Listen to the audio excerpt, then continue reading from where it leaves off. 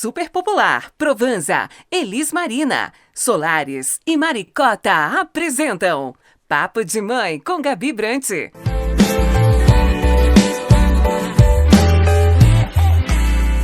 Oiê, tô aqui com a Flavinha, essa mulher linda, mãezona, né, Flavinha? Mãe de 2 filhos, do João Vitor, da Luísa, e o João Vitor que foi diagnosticado com autismo, né, Flavinha? Queria muito que você contasse para nós como foi esse processo, como está sendo, né, dia após dia, como foi receber esse diagnóstico, Flavinha? Primeiramente, Gabi, estou muito feliz pelo convite, né? Ainda mais vindo de você, participando do seu programa. Já é sucesso e que Deus abençoe você, né? Bom, gente, então, com 1 ano e meio, eu vi que tinha, na verdade, com 1 aninho já, eu vi que tinha algo diferente, porque a gente sente, né, que tem algo diferente. Tem aqueles marcos, né, de desenvolvimento e tudo, e o João Vitor não tava, não falava, não caminhava, ficava lá quietinho no mundinho dele e tal. E aí eu comecei a rodar pediatras aqui em Patos. E aí todos falavam assim, ele, não sei se você lembra dele, ele era gordinho, porque hoje é magrelinho, mas ele era gordinho. E aí falava assim, ele é gordinho, cada criança tem seu tempo. Gabi, eu tenho até só de pensar nessa, de ouvir falar, cada criança tem seu tempo. Realmente cada criança tem seu tempo, mas tem um marco de desenvolvimento. Então naquele período, se uma criança com 3 meses, ela tem que estar fazendo tal coisa, não é à toa que tem aquele... Para ser seguido, né? Para ser seguido, lógico que tem a criança que vai andar com 9 meses, a Luísa andou com 9 meses. Aproximar daquela, né, daquele marco ali. Isso, a Luísa andou com 9 meses, né? Aí uma criança anda com 1 ano e pouquinho, tá dentro da normalidade? Tá dentro da normalidade, mas quando se passa muito, você vai vendo que tem algo diferente. Até porque tem aquela caderneta que vem, justamente é para ser seguida. Para ser seguida, que tem todo aquele... Aí eu ficava vendo a caderneta, eu falei, mas tá totalmente fora. Aí continuava, não desistia. Fiquei rodando os pediatras, né? E isso, hoje ele tem 11 anos, 9 anos e meio lá atrás. Né? E aí, eu levei ele no Dr. Lucas. E aí o Dr. Lucas... É um neuro, é um neuropediatra. Ele petitinho, a gente já tinha levado ele, mas até que então não tinha notado nada de normal com ele, né? Aí com 1 ano e meio, eu levei ele novamente no Dr. Lucas. Aí cheguei lá, e aí passei um aperto com ele lá, porque nessa vez foi até um encaminhamento pelo postinho, não foi nem pela Unimed mais que eu tinha conseguido, foi até pelo postinho. Aí cheguei lá, um monte de gente esperando. E eu passei um aperto com ele não quietava, aquele negócio, sabe, ansioso ali. Aí eu entrei lá, o doutor Lucas pegou, levou ele pro banheiro, começou a dar descarga. E eu pensei, meu Deus, esse aperto tudo que eu passei, eu vim aqui para testar a descarga do meu filho, né?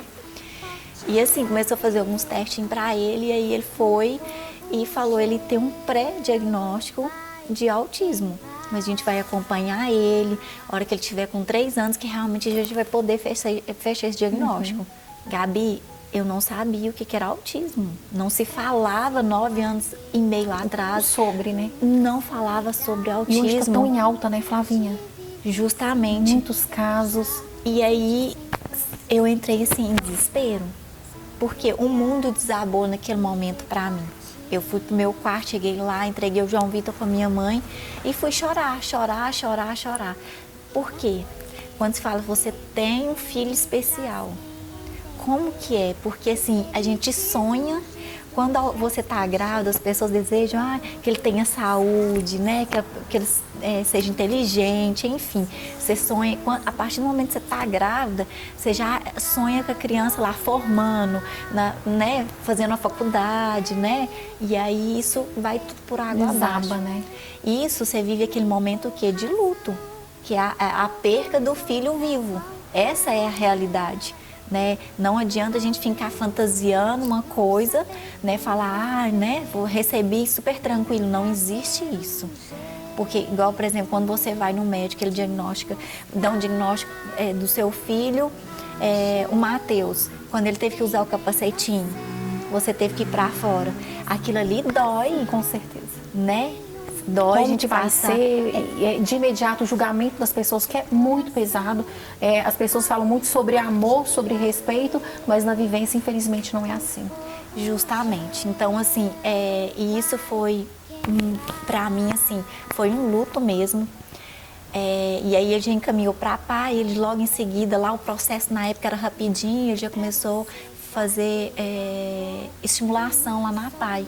Era uma vez na semana, era uma loucura, porque era no meu horário de almoço que eu fazia essa estimulação, saía correndo para pegar ele, e era aquela loucura. E aí, Gabi, eu via as pessoas me viam chegando na pai, perguntava, eu descia com ele, meio que escondendo ele.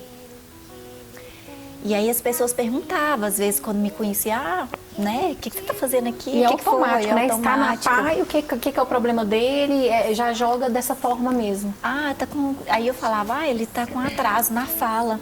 Ele está com atraso no desenvolvimento motor. Estou fazendo estimulação. Mas eu nunca falava que ele tinha um pré-diagnóstico de autismo. As pessoas falavam, viam que tinha algo diferente, né? Porque isso o tempo foi passando. E eu ali, como se nada tivesse acontecendo no meu mundo, saindo, vivendo a minha vida. E lá quem me via lá fora, Flavinha, uhul. Tentando ser forte. Tentando ser forte. Então, assim, lá fora estava tudo lindo para mim. As pessoas olhavam e estava assim, tudo maravilhoso, mas estava assim, meu mundo desabou. Porque, assim, inclusive, eu terminei com o pai dele, ele estava com 1 aninho de idade. Então, assim, logo em seguida, eu já vi esse pré-diagnóstico de autismo. E você sozinha. E tendo que ter uma maturidade que você não tem. Encontrar forças, né, pra... Eu até falo que é até questão de maturidade também. E não só tudo, né? Deus da gestação, que você acompanhou, né? Então, assim, a minha gestação... E eu jogava a culpa nisso. Falava assim, não, ele não tem autismo. Pelo processo, tudo que aconteceu na minha gestão, né, foi uma gravidez conturbada, né, não foi programado. Então, se eu demorei a aceitar que eu estava grávida, porque eu estava no auge né, daquele momento meu. Então, assim, aí depois eu terminei o namoro também, estava com 3 meses de gestação. Então, assim, foi um momento também muito sofrido.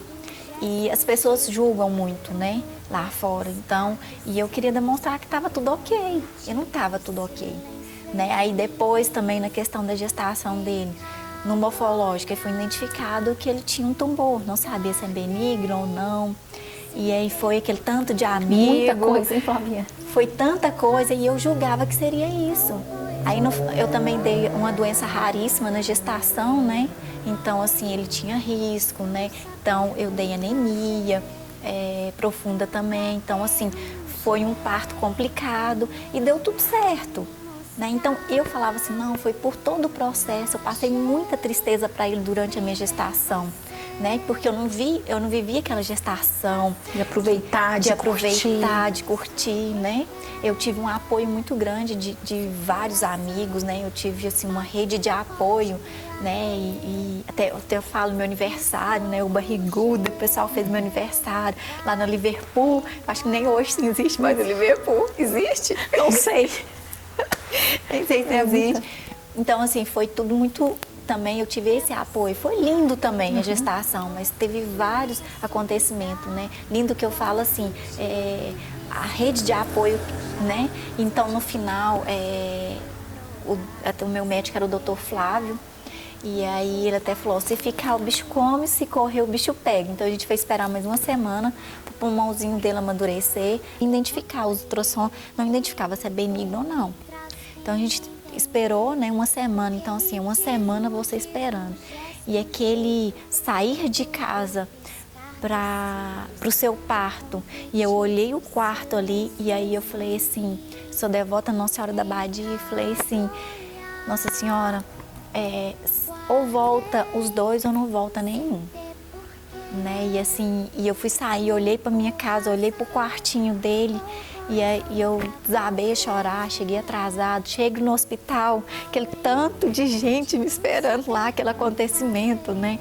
Tanto que quando eu ganhei, eles proibiram as visitas e eu fiquei muito brava, porque eu tinha direito às visitas, mas porque deu tanta visita, mas tanta visita lá no quarto, né? E deu tanto movimento no hospital que virou uma festa e que eles cortaram a minha visita. Eu falava, mas todos os outros podem, eu tenho o direito de ter e tal. Porque eu estava doida para ver as pessoas, porque assim, meu filho estava bem, eu estava bem, né? Então assim, e o meu pós, por todo o processo que eu passei, meu pós foi muito tranquilo. Eu saí andando, sabe? No dia fiquei andando para lá e para cá. O Ricardo tinha me buscado, fui para os pais dele, fui para a avó. Depois, à noite que eu fui para casa, né? E assim, eu estava feliz porque tinha dado tudo certo, né? Mas vivi um momento triste, aí eu jogava isso, que eu não aceitava que era o diagnóstico de autismo, porque eu jogava, não, foi por todo esse processo, né? Essa tristeza. Qualquer coisa vai melhorar. Ele ficava no mundinho dele ali e tal. Aí com 2 anos e meio não teve como. Na própria APAE, o Dr. Rony mesmo fechou o diagnóstico dele, até porque eu tinha colocado ele na escolinha e ele precisaria de um apoio. Porque eu deixava ele, foram durante 6 meses, eu deixava chorando, pegava chorando, deixava chorando, pegava chorando. Isso, então ele precisava de um apoio, né, para ele. Porque senão ele atrapalhava toda a sala também, tudo, né. E aí, esse momento que fechou, para mim, assim, foi uma condenação, na verdade, aquele momento de ter fechado o diagnóstico. Eu tinha que pegar ele na escolinha 11 horas em ponto, porque existe a questão do professor apoio, outra pessoa não pode ficar 11 horas. Eu saí do meu serviço 11 horas, eu batia ponto 11 horas. Aí você pensa, eu passava sinal aberto, eu ia, olhava e mandava ver, porque todos os dias o pessoal da escola falava, Flávia, você demorou, era um sufoco para mim, aquele sufoco assim, a hora que terminava de sair, buscar. E aí eu estava num período que às vezes eu estava num cliente fora da cidade. E aí se ele demorasse me atender, eu entrava em desespero, porque eu tinha que pegar ele no horário certo, ele tinha terapia, ele tinha que fazer isso. E nós que é mãe, eu falei assim, gente, não tem como. Ele está naquele momento que eu preciso colocar ele na terapia, não tem como você ficar pedindo às empresas, você tem direito, mas ninguém vai aguentar ficar com você muito tempo, Gabi.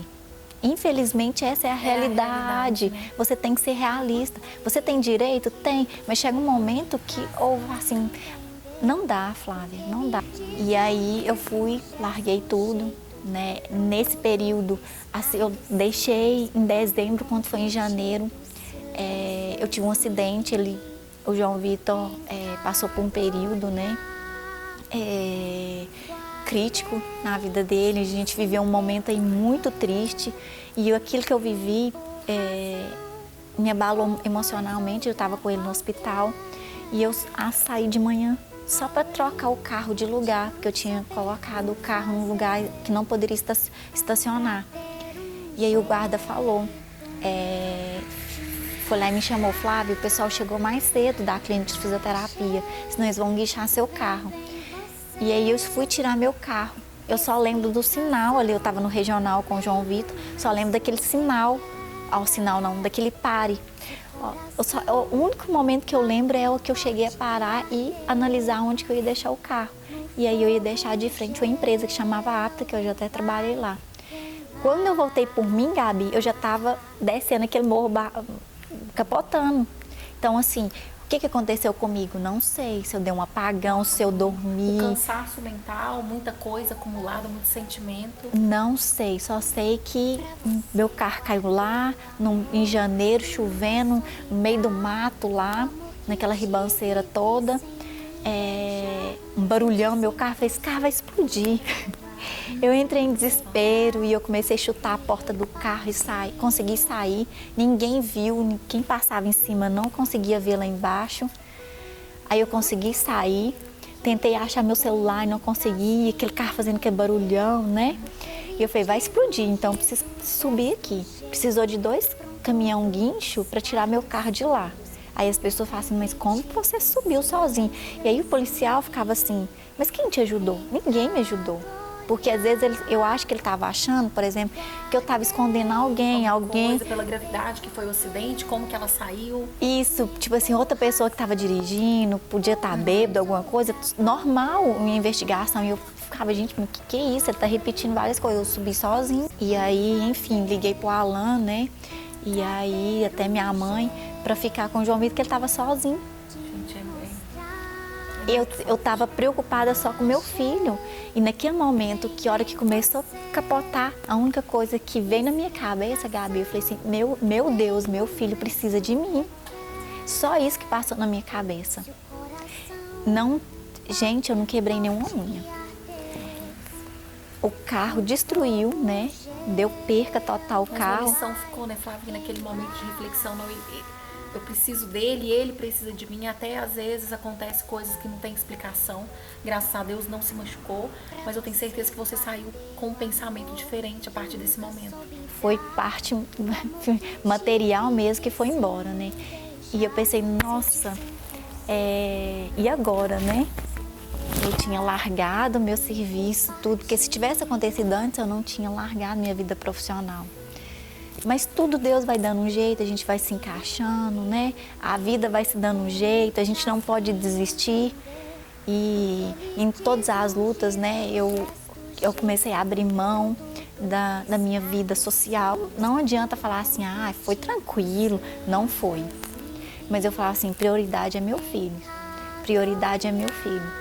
E assim foi, sabe? Tudo prioridade, fui priorizando ele. E o desenvolvimento que ele teve, né, foi assim. A partir do momento que eu comecei a dar, ele tinha a mãe dele com ele. Ele tinha um amor, a presença foi fazendo diferença. Foi um tratamento, meu filho, a minha presença. Sabe, no dia a dia, de estar nas terapias e poder participar das terapias sem catando ele, sem correr. De fato, acompanhar de fato e ele poder sentir isso. Escutar o que as pessoas falam assim, Flávia, você vai fazer isso com ele lá em casa, fazer com ele em casa. Então, assim, houve um desenvolvimento muito grande. O autismo, ele não bate na porta, ele simplesmente ele entra. Então, assim, a Fátima até fala, não é praga nem nada. Mas se na sua família não tem autista, vai ter. Se hoje, por exemplo, os meninos, não, fechei, né, não vou ter mais filha, a Gabi não vai ter mais filho.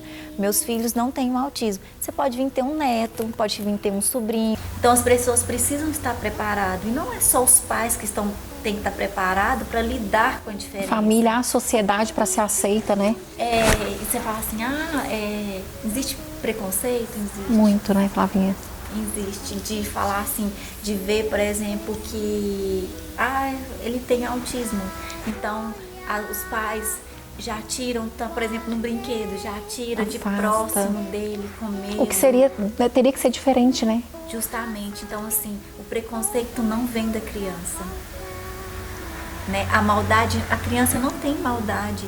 A partir do momento, na escola, você pode ver os petitinhos, não tem questão de bullying. O bullying começa a partir do momento que ali por 7, 8 anos na escola, que começa as crianças ter essa questão de bullying com o outro. Os profissionais hoje, Gabi, tá tão assim que a cada 48 crianças, um é autista. Quem acolher o que ele tem e traz, quem entender o que ele diz, nos diz do gesto, jeito, pronto do piscar dos cílios, que o convite do silêncio exibe em cada olhar. Guardei sem ter porquê, nem por razão ou coisa outra qualquer, além de não saber como fazer pra ter um jeito meu de me mostrar. Hoje, né, realmente você é referência aqui na nossa cidade, né, na região. O quanto você estudou e vem estudando sobre esse assunto, eu acho muito interessante que assim, você pegou essa dor, né, essa vivência sua dentro de casa, essa dificuldade, né, que acaba sendo, e vem construindo algo lindo, né, uma história linda, estudando cada dia mais, incentivando as mães, trazendo aí tanto conhecimento, né. Gabi, isso aí mães diretas me procurando. Como que elas me procuram? Uma pessoa, ou se não, algum conhecido meu pergunta assim, Flavinha, eu posso passar seu telefone? Ou se não, simplesmente me procura no Instagram. Sou conselheira municipal da Onda Autismo. A Onda Autismo é a maior no Brasil. Ela é nacional e internacional. Ela era até padrinhada pelo Marcos Mion. E aí a cidade que quer ter, né, montar o conselho da Onda, precisamos de 3 conselheiros municipais. E aqui em Patos nós temos 3 e tem uma conselheira estadual também, estadual de Minas Gerais, né, que é a Morgana. E aí a gente tem esse conselho e a Onda tem vários projetos, que inclusive a maioria é gratuito. Nós temos hoje outra associação aqui em Patos, né, que foi criada numa reunião de pais lá na PAI, que eu estava junto, que é a Esperança Azul. Mas a Onda é diferente, porque a Onda ela vem com os projetos, então a gente está trazendo projetos aqui para dentro de Patos. Hoje realmente você é referência, né, aqui para nós em Patos, quando o assunto é autismo, e antigamente realmente a gente via poucos casos ou quase não via, e hoje realmente está assustador. O que está acontecendo, né? Você que está aí por dentro, o que vem acontecendo para ter esse número tão alto hoje de autismo? Hoje estão sendo diagnosticados, na verdade, com o autismo, que é o autismo 1, que é o suporte 1, que é um antigo, vamos falar assim, que às vezes as pessoas não conhecem hoje, porque hoje não se fala leve, porque antes falava assim, leve, moderado, né, elevado, grave. Hoje já não usa essa questão de suporte 1, 2 e 3. Então aquele suporte 1, então aquela criança, aquela pessoa, ela precisa de um suporte menor. O 2 é um suporte mais concentrado. E outra coisa tão importante, que quando a criança, né, vai lá, dá o diagnóstico e passa as terapias e tal, e eu acho que tá errado, não é que tá errado. E os pais? Eles também precisam passar por esse momento de ter um apoio ali também, apoio. Como lidar, como... Eles ficam totalmente perdidos. Eu fiquei totalmente perdida. A maioria, não vou falar assim 100%, mas a maioria fica. Aí o pai aceita, a mãe não aceita, a mãe aceita, né? Aquele sofrimento todo, mas assim, quer encarar, quer correr atrás, o pai já não aceita que tem. Não tem, né? Então existe isso aí. Alguns relacionamentos abalam, acabam, né? Acabam, infelizmente. Até porque quando a mãe começa a dedicar tanto ao filho, que esquece também do marido, esquece de si próprio, que a gente esquece. E tentar trazer isso de forma leve, essas diferenças, e não como um problema, né? Isso. Ou que ele é diferente, ou porque ele tem algum problema. Isso, e assim, a gente precisa que se falando muito, né? Até onde que veio a questão do meu podcast. Muito bacana também, estou acompanhando. Foi esse até um projeto, não tem a ver com a associação que eu participo, é um projeto pessoal. Poder levar, né, essa informação, e é muito bacana realmente, Flavinha, você ter pego essa dor, né, e feito isso com tanta grandeza, né, o seu projeto, que é muito maravilhoso. Realmente eu venho acompanhando de perto, a sua referência aqui na cidade, né, no autismo, em trazer conhecimento e ajudar tantas famílias. Isso é realmente muito importante.